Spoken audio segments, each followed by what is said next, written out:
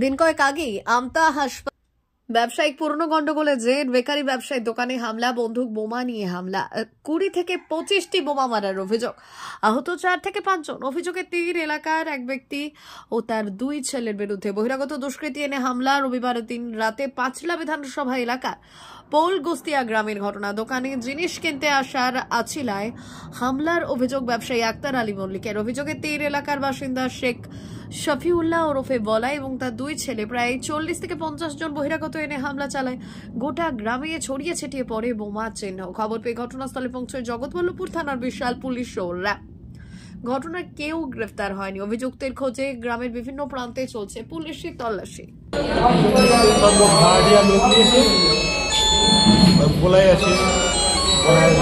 ছেলে দুটো লোককে মারতে শুরু করে। কারা মারল? ওই তো গোলায় ছেলে সাহেব গালি, তারপরে বাড়ি আমার দুটো ভাই ছিল। কজনকে মেরেছে তো আপনাদের? আমি দোকানে মাল কিনি না, আমাকে মেরেছে আর দোকানদারকে মেরেছে।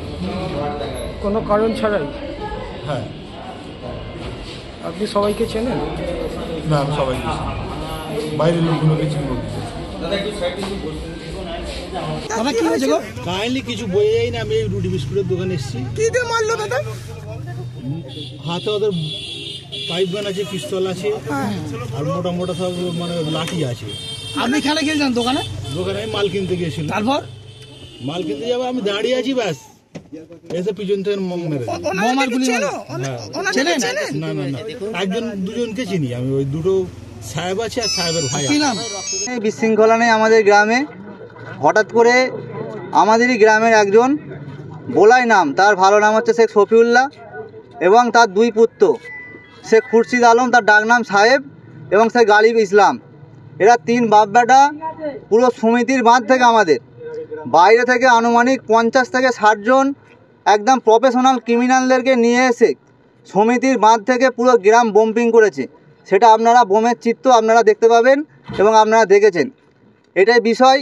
আজকে প্রশাসনের মানুষরা এসেছে, আমাদের ওসি সাহেব আছে, সিআই সাহেব আছে। কি কারণ আজকে গ্রামে কোনো কিছু বিশৃঙ্খলা নেই। গ্রামে এত আই উইটনেস আছে, গ্রামের মানুষকে আপনারা জিজ্ঞাসা করে নিন যে গ্রামে আজ কি ঘটনা ঘটেছে। এর আগে পুরো গ্রাম এখন আমাদের শান্ত আছে। কিন্তু আমরা ওখানে গেছিলাম। ওখানকার যিনি আপনার ওই আপনার যা বিস্কুটের দোকান, উনি যেটা বললেন হঠাৎ করে মাল কিনতে এসেছিল, কেনার পর তাহলে আপনারাই সেটা উনি বলেছে যে বিস্কুট কিনতে এসে একটা ব্যবসায়ীকে অ্যাটাক, তারপর ওখান থেকে বম্পিং করতে করতে পুরো গ্রামে ঢুকে পুরো বম্পিং করেছে। এটা একটাই উদ্দেশ্য, সামনে বিধানসভা নির্বাচন, একটা গ্রামের মানুষকে একটা ক্ষমতা প্রদর্শন করছে যে আমরা না, এটা কোনো রাজনীতি নেই। এখানে গ্রামের এত আইএনএস আছে, সবাই এখানে তৃণমূলের লোক নয়। আপনারা ক্যামেরা ঘুরিয়ে দেখান, আর সবাই এখানে আইএসএফ এর বা সিপিএম এর লোক নয়। এটা আমাদের প্রায় 4-5 জন আহত হয়েছে বম্পিংয়ে, এবং গ্রামের মানুষ আতঙ্কে সবাই যে যার বাড়ি ঢুকে পড়েছিল। ওরা একদম সশস্ত্র, বোমা, পাইপ গ্যান, পিস্তল সমস্ত কিছু ব্যবস্থা করে নিয়েই রেডি হয়ে একদম গ্রামে ঢুকেছে, গ্রামের মানুষকে আতঙ্কিত করার চেষ্টা। তা আপনাদের কাছে তো খবর থাকবে নিশ্চয়ই। যদি পূর্বে কোনো ঘটনা হয় তাহলে নিশ্চয়ই এফআইআর হবে, নিশ্চয়ই এফআইআর হতো, তাহলে নিশ্চয়ই কমপ্লেন হতো। পূর্বে কোনো ঘটনা ঘটেনি। যারা ঘটনাটা করেছে তাদের কি এলাকারই কেউ? তারা এলাকার ছেলে, তারা গ্রামের ছেলে, তারা 3 বাপ বেটা গ্রামের ছেলে।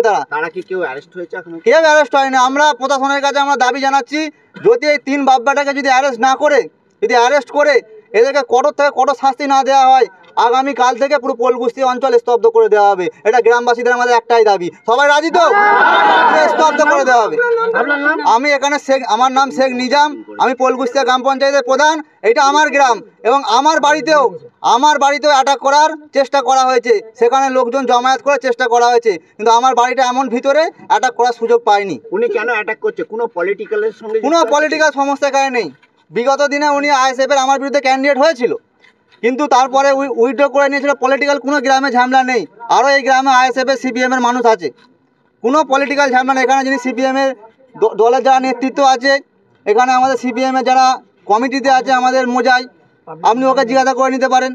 এখানে যারা আইএসএফ এর সাথে যুক্ত, আমি নাম বলে দিচ্ছি, শেখ মুজিবুর রহমান, ওনাকে জিজ্ঞাসা করে নিতে পারেন যে এটা কোনো আইএসএফ সিপিএম তৃণমূলের দ্বন্দ্ব কি। ঘটনাটা অ্যাকচুয়ালি হয়েছিল, মানে এই ঘটনাটা মেন সূত্র হচ্ছে আমাদের বাড়িওয়ালার সাথে আমাদের একটা সমস্যা হয়েছিল। বাড়ি এগ্রিমেন্ট ভাড়া ব্যাপার নেই। বাড়িওয়ালা আমাকে বলেছিল যে আমি ঘরটা ওপরে কিছু আমি যে আমার একটা রুটি কারখানা আছে, রুটি কারখানাটা নিশ্চয়ই আমি রুটি কারখানা চালাচ্ছি ধরুন 14 বছর ধরে। বাড়িওয়ালা আমাকে বললো যে আমি ওপরে দোতলায় বাড়ি বানাবো, তুমি আমাকে ছাড়ো, নিচে দিয়ে পিলার তুলবো বলে পিলার তোলার নাম করে আমাকে 3 মাসের লেগে আমার কিছু বন্ধু বান্ধবকে নিয়ে আসি যে ও আমার বাড়িওয়ালা বলছে যে আমাকে ছাড়তে, যে তাহলে কী করবো। ওরা বললো ঠিক আছে ছাড়তে বলছে, ছাড়ো না 2 মাস 3 মাসের মধ্যে করে দেবে বলছে, নতুন করে তোমাকে আরও ভালো হয়ে যাবে এইরকম বলে আমাকে বার করলো। আমি বেরিয়ে যাওয়ার পরে 3 মাস যখন হয়ে গেল, ওকে বলছি যে কী হলো, আমার বাড়ি কারখানা আমাকে রেডি করে দিন। এখন বলছে না রেডি করতে পারি, আমাকে এখন 5,000 টাকা ভাড়া লাগবে, 10,000 টাকা ভাড়া লাগবে না, 10,000 টাকা দাম বলেছিল। দিয়ে সেইটা 10,000 টাকা বলার পরে আমি এদিকে না সবাইকে বসার পরে এখন উনি বসার পরে একটা ভাড়া সেটিং হলো যে একটা 1,600 টাকা ভাড়া দেওয়া হবে। দিতে উনি বিচার হয়ে গেল, উনি তারপরে কেসটাকে নিয়ে পার্টি অফিসে গেল।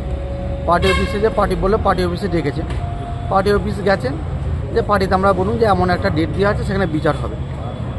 বিচার হয় বলে গেল, কিন্তু সেই মুহূর্তে বাড়িওয়ালা কী করলো, আমার ভাটি ছিল আমার তুন্দুর, ওই তুন্দুরটাকে বিচারের ডেট ছিল সম্ভবত 2 তারিখ, ও কী করলো 24 তারিখ করে এসে ভাটিটাকে ভেঙে দিল। আমি তখন বলছি ভাটিটা ভাঙছো কেন, ভাটিটা তো আমার ভাটি, দিয়ে আমাকে গালাগালি করে মারতে যাচ্ছে।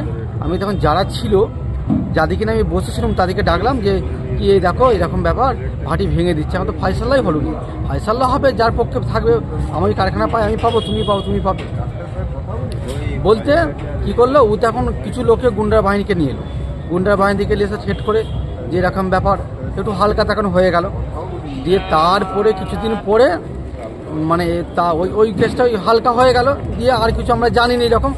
হঠাৎ তারপর আজকে আমি মাল ডেলিভারি করছি, আমার ধরুন না 10-15টা লাইসেন্স আছে, আমি সকলকে মাল দিতে হয়, আর রবিবার আমার একটু ভিড়ভাড়টা থাকে, আমি মাল দিচ্ছি, আমি ওদের খেয়াল করিনি, আমি মাল দিচ্ছি তখন এসে চলেছে এরকম, এসে বলছে ওই যে রুটিওয়ালা মার। তখন আমরা 7-8টা ফেলে আমার একটা কাস্টমার এসছে, আমার একটু পরিচিত বন্ধু হয়, সে আমার কাছে ছিল, তাকেও মারছে, বলছে ওই জিয়া আছে জিয়াকে মারছে, তার আমি 7টা ফেলে দিয়েছি, 7টা ফেলে ভিতরে একজন আছে, সে তখন পিস্তল বার করে ওই যে কাস্টমারটা তার মাথার গায়ে ধরেছে, ওই 7টার করে নাহলে গুলি করে দেবো। আমি যদি গুলি করে দেয় সমস্যা হয়ে যাবে, আমি কোনো বাধ্য 7টার যেমনি খুলে দিল দিতে, ব্যাস দিয়েই যে আমাকে মেরেছে, আমার হাত ভেঙে গেছে, আর পা এই যে পা এখানে একসাথে 6-8টা একবারে সেই মানে যে কোদালে আছে, কোদালের যে বাঁট থাকে সেই দিয়ে একদম টর্চার করছে, ওপর মেরে ওর মাথা প্রচুর ফ্র্যাকচার হয়েছে। কারা মারতে এসেছিল চেনেন? ওইটা ওইখানে ওই কাউগাছি বাড়ি, সাহেব ছিল, সাহেবের ভাই ছিল, উনি সব সঙ্গভঙ্গ লোক নিয়ে এসেছিল, 15-20 জন লোক নিয়ে এসেছিল এখানে। এসে কি বলছিল আপনাকে? দিয়েছে কোনো কথা নেই, আমার বাইরে মাল রাখা আছে, দিয়েছে আমাকে বলে রুটি এলাকা মার বলতে আমার ক্যাশে 1.5 লক্ষ মতন টাকা ছিল। আজকে আমার রবিবার আমার 2 গাড়ি মাল আসবে আমার অবস্থা, সে মাল ক্যান্সেল করতে হলো, 1.5 লক্ষ টাকা ক্যাশ টানলো নিয়ে, তখন আমি কিন্তু প্রাণের ভয়ে আমি এইখানটায় আছি, বমটা এইখানে চার্জ করেছি, আর একটু হলে বম আমি উড়িয়ে যেতাম। কতগুলো বম মেরেছে? বম অ্যাকচুয়ালি অনেকগুলো মেরেছে, আমাকে টার্গেট করে একটা মেরেছে। কি অস্ত্র নিয়ে আসছিল? ওদের বম পিস্তল ছিল। কটা পিস্তল এনেছিল, কজন এনেছিল? এসেছিল 10-12 জন, ওই বললাম যে এটা পিস্তলটা আমার ওই যে ভিতরে যে একজন ঢুকে পড়েছিল, 7টা যখন ফেলেছি ভিতরে একজন আটকে গেছে। গুলি চালিয়েছিল না, গুলি ওই তো মাথার গঞ্জ ধরে বলছে গুলি চালিয়ে দেবো, 7টা খুলবে গুলি চালিয়ে দেবো। আমি তার মধ্যে 7টা খুলে দাও, গুলি চালিয়ে দেবে, বিপদ হয়ে যাবে। আপনি যে পার্টি অফিসে বসেছেন বলছেন, নেতা কে ছিল তখন? আমাদের গোড়াবাবু নেতা ছিল। উনি ছিলেন, জানতেন? উনি একটা বিচার করে দিয়েছিল, ফাইসালা মিটিয়ে দিয়েছিল। তারপরেও আবার তারপরে এই কেসটা হয়েছে, একটা ফাইসালা মিটিয়ে যে 3 বছর করে এগ্রিমেন্ট হবে, এরকম একটা ফাইসালা করে একটা ফাইসালা মিটিয়ে দিয়েছিল। আপনার বাড়িওয়ালার নাম কি? বাড়িওয়ালার নাম হচ্ছে, ওর ডাক নাম হচ্ছে ভুলু, ভালো নামটা হচ্ছে ওর বাবার নাম হচ্ছে অলি হাজি বলে নাম। এখন অলি মাহাতো। আমি চাইছি বিচার চাই না। প্রশাসনকে জানিয়েছেন? প্রশাসনকে জানানো হয়েছে। সহযোগিতা পেয়েছেন? আপাতত কিছু পাই না, আমি থাকতেই পারি না ওইখানে, আমি তো এখানে চলেইছি, আমি এখন কী করে যাব? আমি হসপিটালে চিকিৎসার জন্য এসেছি এখন। আপনার নাম? আমার নাম আক্তার আলী মল্লিক। বাবার নাম?